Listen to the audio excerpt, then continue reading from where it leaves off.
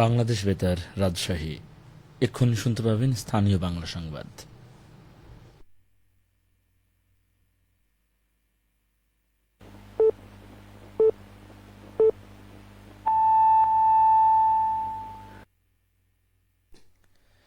আসসালামু আলাইকুম। সন্ধে ৭টা। বাংলাদেশ বেতার, রাজশাহী। স্থানীয় সংবাদ পড়ছি মাসুম আক্তারুজ্জামান অনিক। পাবনা বিজ্ঞান ও প্রযুক্তি বিশ্ববিদ্যালয়ের ২০২৪-২৫ শিক্ষাবর্ষে প্রথম বর্ষের সি ইউনিটের ভর্তি পরীক্ষা সুষ্ঠু, সুন্দর ও সুশৃঙ্খলভাবে সম্পন্ন হয়েছে।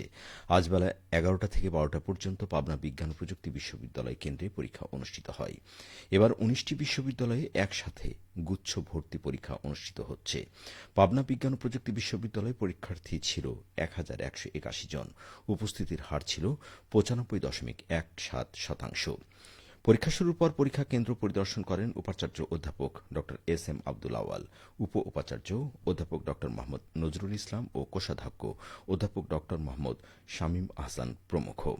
উল্লেখ্য, বি ইউনিটের পরীক্ষা আগামী ২রা মে এবং এ ইউনিটের পরীক্ষা আগামী ৯ মে যথারীতি বেলা ১১টা থেকে দুপুর ১২টা পর্যন্ত অনুষ্ঠিত হবে।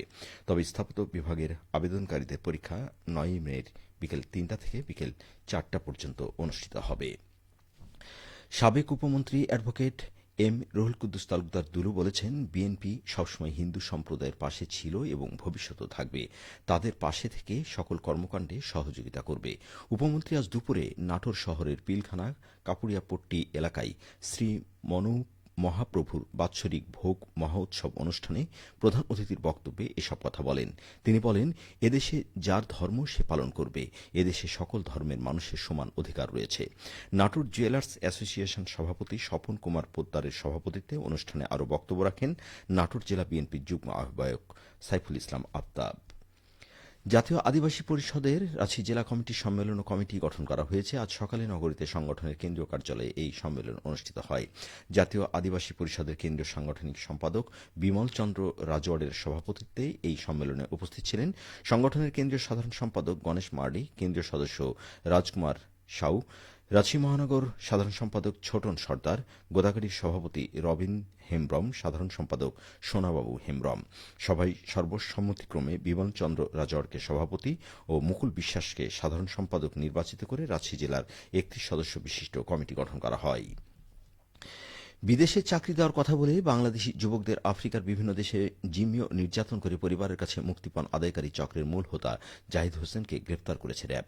আজ বিকেলে রাজশাহীতে র্যাব 5-এর সদর দপ্তরে আয়োজিত সংবাদ সম্মেলনে এ তথ্য জানানো হয়। র্যাব 5-এর অধিনায়ক লেফটেন্যান্ট কর্নেল মোহাম্মদ মাসুদ পারভেজ জানান, ইয়াকুব আলী নামে কুড়িগ্রামের এক যুবক প্রতারণার শিকার হয়ে আলজেরিয়া, তিউনিসিয়া ও লিবিয়ায় আটকা পড়েন। এ সময় তাকে সহ আরও বাংলাদেশি যুবকদের নানাভাবে নির্যাতন করে পরিবারের কাছে মুক্তিপণ দাবি করা হতো, যার মূল হোতা ছিলেন জাহিদ হোসেন। গত ৯ জানুয়ারি ইয়াকুব আলী কুড়িগ্রামে ফিরে মামলা দায়ের করেন। এই মামলার প্রেক্ষিতে গত বৃহস্পতিবার রাতে নওগাঁ জেলার রানীনগর থানার সিঙ্গারাপাড়া এলাকায় নিজ বসতবাড়ি থেকে জাহিদ হোসেনকে গ্রেপ্তার করে র্যাব। পরে তাকে কুড়িগ্রাম সদর থানা পুলিশের কাছে হস্তান্তর করা হয়েছে। এদিকে চাঁপাইনবাবগঞ্জে কিশোর ও তরুণ অপরাধী চক্রের 7 সদস্যকে গ্রেপ্তার করেছে পুলিশ। আজ সকাল পর্যন্ত শহরের বিভিন্ন এলাকায় অভিযান চালিয়ে তাদের গ্রেপ্তার করা হয়। চাঁপাইনবাবগঞ্জের অতিরিক্ত police super ANM Wasim Firoz এ তথ্য নিশ্চিত করেছেন। তিনি জানান, গত 22 এপ্রিল রাতে চাঁপাইনবাবগঞ্জ শহরের নিমতলা এলাকায় পূর্ব বিরোধের জের ধরে দুই পক্ষের মধ্যে ককটেল বিস্ফোরণের ঘটনা ঘটে। এই ঘটনায় 23 এপ্রিল বিস্ফোরক আইনে সদর থানায় মামলা করা হয়। এরপর অভিযানে নেমে পুলিশ 7 কিশোর ও তরুণকে গ্রেপ্তার করে। এরা সবাই ওই ককটেল বিস্ফোরণের ঘটনায় জড়িত। তাদের বিরুদ্ধে আইনানুগ ব্যবস্থা নেওয়া হয়েছে। অপরাধীদের ধরতে গ্রেপ্তার অভিযান অব্যাহত আছে বলেও জানান এই পুলিশ কর্মকর্তা।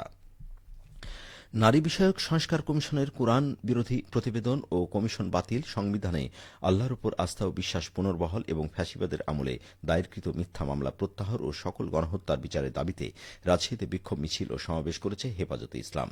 আজ বা জুম্মা নগরীর সাহেববাজার 0 পয়েন্টে দলটির রাজশাহী জেলা ও মহানগর শাখার উদ্যোগে এই কর্মসূচি পালিত হয়। জুম্মার নামাজ শেষে 0 পয়েন্ট থেকে বিক্ষোভ মিছিল শুরু হয়ে সাহেববাজার, সোনাদিঘির মোড়, কুমারপাড়া হয়ে 0 পয়েন্টে এসে সমাবেশ করে।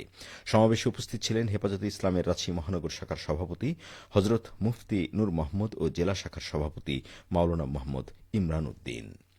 সবশেষে আবহাওয়া। আজ রাজশাহীতে সর্বোচ্চ তাপমাত্রা ছিল ডিগ্রি এবং সর্বনিম্ন ২৮.২ ডিগ্রি সেলসিয়াস। সন্ধে ৬টায় বাতাসে আপেক্ষিক আর্দ্রতার পরিমাণ ছিল ৫৪%। রাজশাহী ও পার্শ্ববর্তী এলাকায় আগামীকাল সূর্যোদয় ভোর ৫টা ৩৪ মিনিটে। সংবাদ শেষ হল। আমাদের পরবর্তী স্থানীয় সংবাদ প্রচারিত হবে আগামীকাল সকাল ৮টা ১০ মিনিটে।